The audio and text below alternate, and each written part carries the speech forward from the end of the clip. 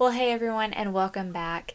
It is very important to me to have a non toxic home and environment for my children to live in, and that is why I have put together this easy guide to non toxic products for babies. This video has been long anticipated because I am very passionate about this topic and providing a non-toxic environment for my kids the best that I can. Today we're going to be talking about why you should use non-toxic products for your babies, what are the most important products to switch to non-toxic if you're just starting the journey, and then what to look out for. Also, if you are new and this is your first time watching this video, I just want to say welcome. In this channel, I make content about motherhood, minimalism, and living a healthy lifestyle. So if that is something that you are interested in and enjoy, go ahead and subscribe. Again, thank you so much for being here, and let's go ahead and get right into it. Okay, so number one, why should you use non-toxic products for your babies? I like it for three reasons: skin absorption, inhalation, and safety.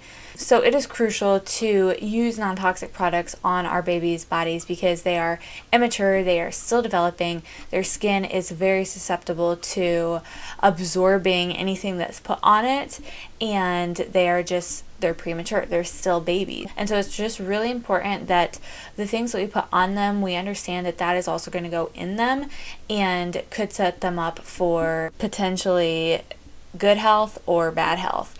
Again, I'm not a scientist. This is just things that I've learned and have enjoyed looking into. But a lot of these things you will realize as you start to learn more about it, that by putting it on or around your babies, it could cause some health concerns down the road. So since babies and children's skin are premature and still developing, they're more susceptible to getting the worst of whatever we put on them that are in some of these ingredients. They have a better chance of being exposed to things like phthalates, parabens, fragrances, and all of these awful things that come in these baby products and most conventional products. So by choosing non-toxic options, you are just setting up a much safer environment. Using and choosing these non-toxic options, you can be more certain because you are not exposing them per se to things like the phthalates and fragrances and all of these things that could cause negative health issues down the road. And it's just better overall. Like, why not? Like, if you have the option to do so, why not? So skin absorption is one, and then I also mentioned inhalation. So same thing with whenever you are putting anything on baby's skin, it also could be inhaled by a baby. So if you're putting lotion on, for example, or you're rubbing their face with like some oil or giving them a bubble bath, it's not just being absorbed into their skin because it's touching their skin, but they're also breathing it in. So it's important that they are breathing in good things that can promote good health rather than these things that are endocrine disruptors and could cause long-term illnesses and just cause short-term illnesses and things like headaches and stomach pain and just all these different things that maybe your baby can't even explain to you because they're babies. So it's just important that we are setting them up for a healthy environment all around. It's easier to tell and pinpoint if something is really bothering them, what it might be. And number three, for my reasons why you should choose non-toxic products for your babies, is safety. So when I think of safety, I'm thinking of two different ways. Number one is obviously the safety of their health. So by putting the better options on their body and in their body and all of these things, they will just be prevented from a lot of potential diseases that a lot of these products carry in their ingredients. The other side of the spectrum of safety, I'm thinking of things like blankets that are not cotton and not breathable. So when you give your baby a polyester blanket, which are what most of the blankets are, it's like the really soft material. When you give them that, they're not only breathing it in, it's not only on their skin, it's also not breathable. If they were to have that by their face for some reason when they were sleeping, it is a lot easier to suffocate. I don't even want to say that word, but it's a lot easier to suffocate than if it was like a breathable type blanket. So when I talk about safety, I'm talking about using breathable materials and not using the non-breathable stuff. Okay, now so for what are the most important products to switch to when you are trying to choose non-toxic products over the conventional stuff? There are so many things to choose from, but if I were to pick like 3 options, I would go in the categories of diapers and wipes, bedding, and topical products. So let's start with topical products. Anything that you put on your baby. So whether that be soap, shampoo, essentially lotion, baby oil, baby powder, bubble bath soap. I mean, anything really that you would put on them. I mean, like chapstick or diaper rash cream, healing ointment stuff. This is a huge thing because it is being absorbed into their skin and therefore being absorbed into their bloodstream, and a lot of health risks could be avoided if you just put the good stuff on them. Okay, and then next on the list, what I think is super important to switch to a non-toxic option is bedding, because your children, your babies are going to be sleeping for a long portion of the day and the night. It's really important that what they're laying on and what is surrounding them, basically what they are breathing in for such a long period of time, that is non-toxic options.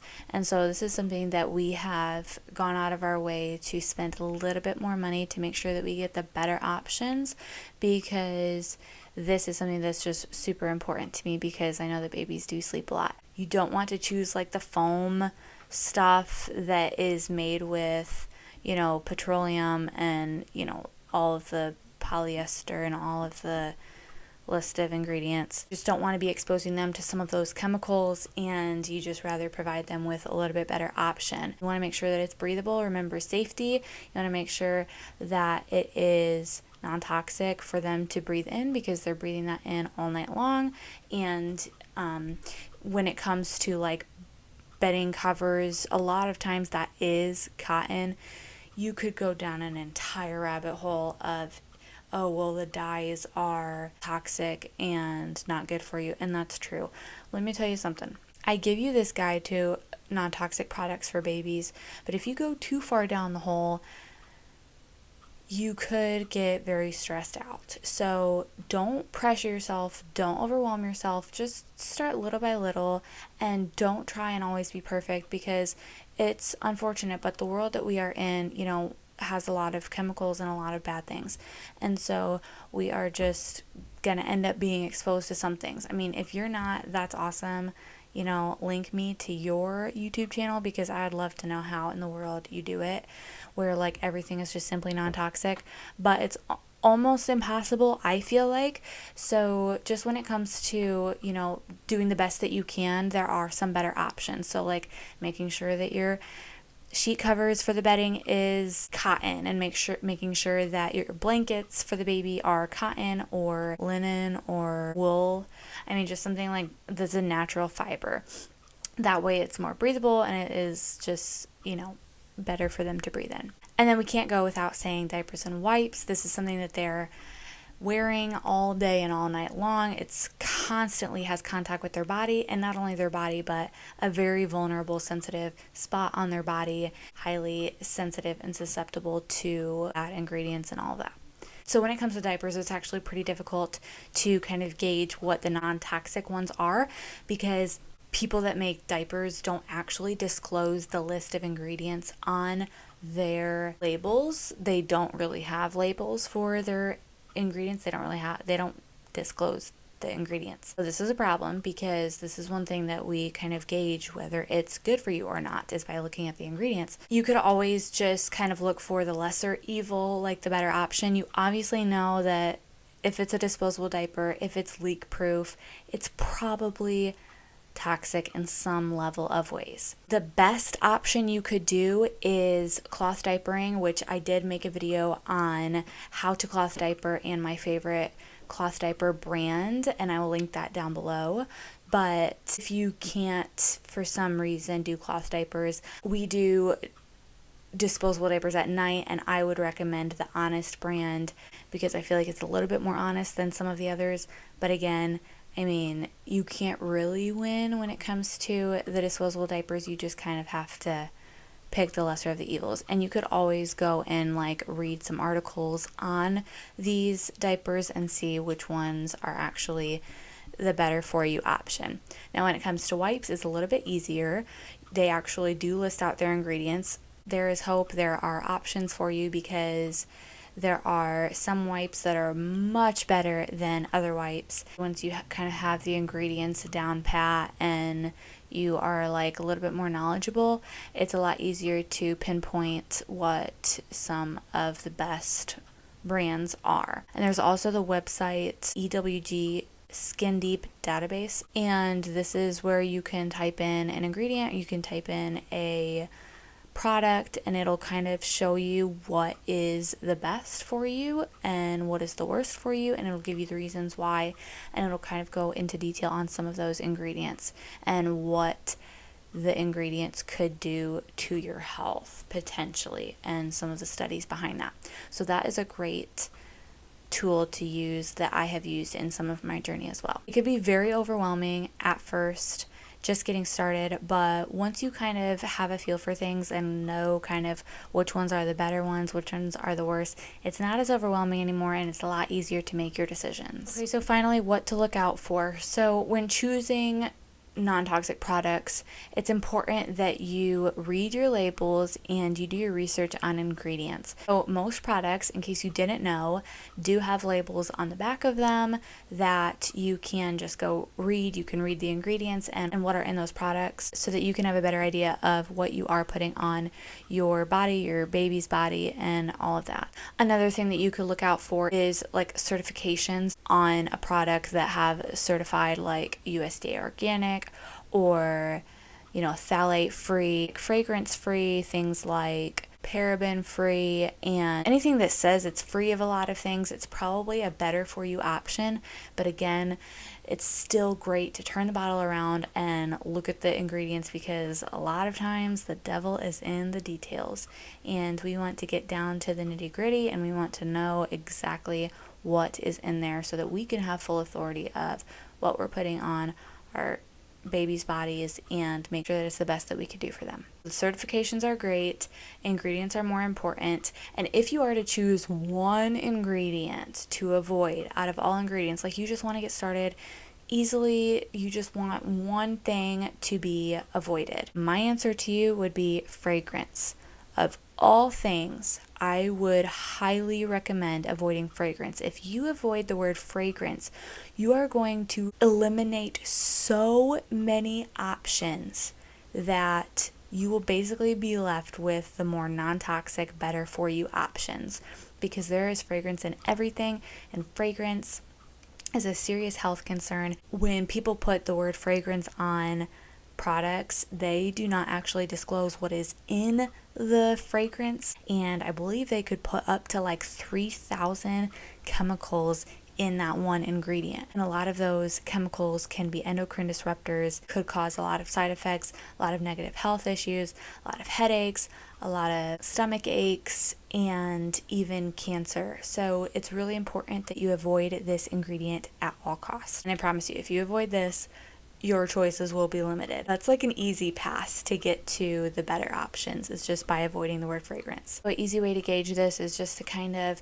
choose things that say fragrance free or that are naturally fragranced, and kind of look more into that and see from the website kind of what they are making that fragranced ingredient out of. So you can't always be perfect. You have to choose your battles, but again, that's why to give you this guide is kind of to show you what are some of the more important things to start with, and I definitely recommend starting with, choosing the better option, diapers and wipes, choosing better topical options, and looking into getting a non-toxic option for bedding if at all possible. That way they can just be less exposed to some of the harmful ingredients. So that is it for today's non-toxic guide for baby products. And if you're just getting started, this could be a great place to start. You want to make sure that you are reading the labels, that you are researching the ingredients, and that you are looking out for those certification labels, kind of just choosing like the more natural materials rather than the synthetic fibers. So I hope this was helpful to you today in some way, and that you were able to gain a little bit of knowledge and get some inspiration to get started on your non-toxic journey. I do plan on doing a video in the near future on what type of baby products to buy and what to avoid and why. And so stay tuned for that video. Go ahead and subscribe and hit the bell notification, that way you can be notified every time I post a video. So thank you so much for watching, and I'll see you in my next video.